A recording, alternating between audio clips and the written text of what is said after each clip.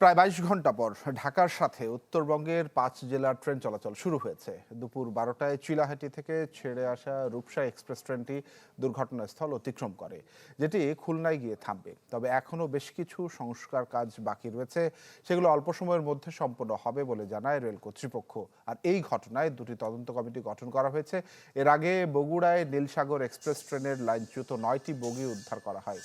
অন্যদিকে Kamalapur rail station পরিদর্শনের সময় রেল প্রতিমন্ত্রী হাবিবুর রশিদ হাবিব জানিয়েছেন, সান্তাহারের ঘটনায় গাফিলতির দায়ে দুজনকে বরখাস্ত করা হয়েছে। এছাড়া রেলের অব্যবস্থাপনা থাকলে কর্তৃপক্ষকে ব্যবস্থা নিতে আদেশ দেন প্রতিমন্ত্রী।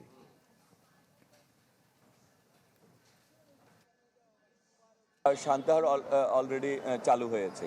হ্যাঁ, আমরা বাকিগুলিও সব চালু আছে, শুধু একতাটাও আর ৩-৪ ঘন্টার মধ্যে একতাও চালু হয়ে যাবে। আর ওইখানে পরিস্থিতি টোটালটাই আমরা এখন নিয়ন্ত্রণে নিয়ে আসা হয়েছে। রেল চলাচল স্বাভাবিক পর্যায়ে চলে আসে। আমি কি কিছু ধরেছি নাকি? আপুটা আপনাকে চেক আউট করছে। জাস্ট কুল থাকুন।